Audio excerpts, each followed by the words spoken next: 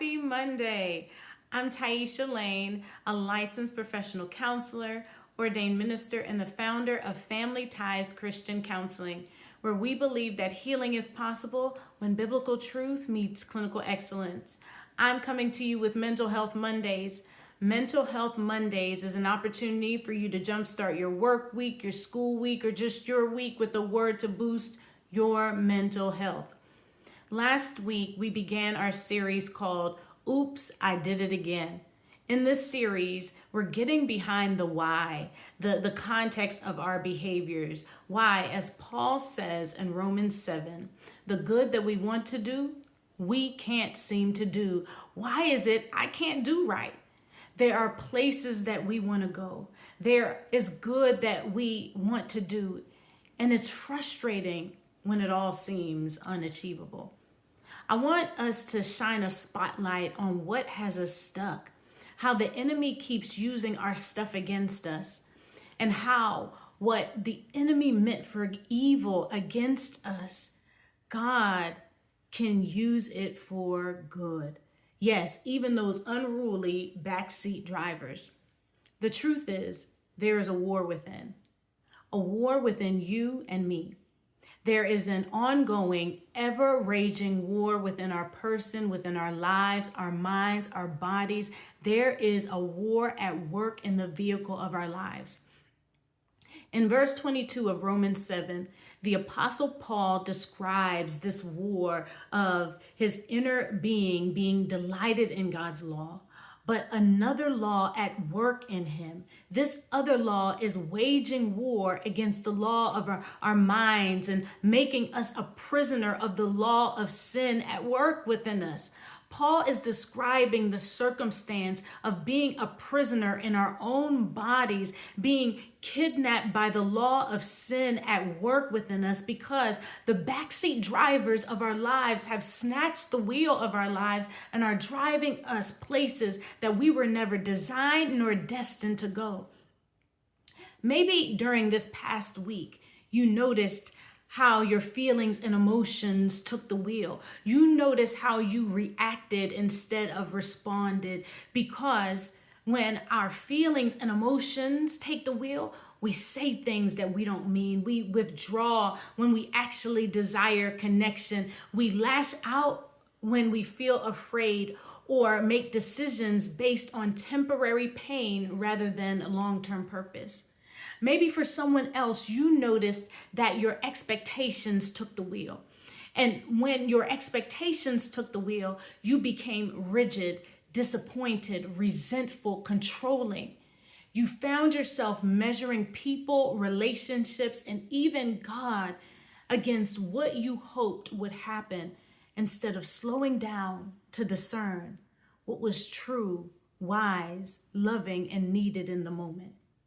Or maybe your unhealed parts took the wheel this past week, because when unhealed parts begin to drive our present circumstance, our old wounds, old fears, rejection, abandonment, betrayal, and shame started making decisions for us. And we respond to today's situation with yesterday's pain. What were your drivers this past week?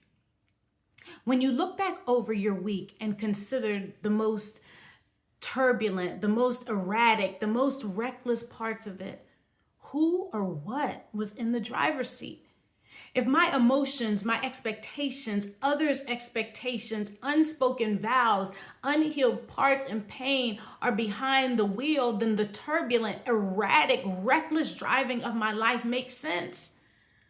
But no one gives the keys to the car to an irresponsible, erratic, and uninformed driver. We have to do the work of vetting anything or anyone that wants the keys. You see, when I was in high school, we had an actual driver's ed course. As an underclassman, we all could not wait to be in driver's ed. Now, to be able to even take driver's ed, you had to be a sophomore in high school and at least 15 years old. And my driver's ed teacher was tasked with vetting whether or not each of our 15, 16-year-old selves deserved the keys to get behind the wheel. My driver's ed teacher spent time with us. He got to know us, how we responded to instruction, direction, correction. Were we teachable? Could we even stay on course? Could we accelerate and decelerate appropriately? Could we come to a stop? Were we erratic, nervous, anxious drivers? Could we pass the written and exam and the driver's test? All of these assessments determine whether or not my driver's ed teacher, Mr. Rossi, deemed us worthy to be given the keys to get behind the wheel and given a license to drive. The challenge is some of us are handing the keys over to parts of us that don't have the license to drive. We're handing the keys to the 7-year-old me that's mad, volatile, temper tantruming, and can't see over the steering wheel. The 7-year-old me that's hurt, can't see where I'm going, and has no plan to get me where I need to be. We're handing the keys of our lives to our unprocessed grief, to our unspoken abuse that's so erratic and nerve-wracking that either the pedal is to the metal or I'm barely touching the gas. We have to be willing to do the work of vetting the drivers of our lives. This week, I want you to do just that. In communion with God, get to know yourself. Vet the drivers of your life. Get to know who or what's riding with you. What are their characteristics, and how do you know they're trying to take the wheel and when they actually do take the wheel? When I got a car in high school, my mom would oftentimes ask, who's riding with you? In other words, what's in the vehicle of your life that may be tempted to grab the keys and take the wheel? Like Paul, we are all chained to this underaged, uninformed, unskilled body, hell-bent on death. So we need an adult in the vehicle. We need an adult in the vehicle who's willing to tell those rowdy teenagers and backseat drivers to settle down and straighten up because you have someplace to go. The adult in the vehicle ought to be our God-given values. And the thing is, your God-given values don't just need to be in the vehicle, but your God-given values need to be in the driver's seat. And when our values, our fundamental principles, our beliefs, our standards unapologetically assume the driver's seat, then our emotions, behaviors, decisions, experiences, and judgments can be informed and transformed by the ride.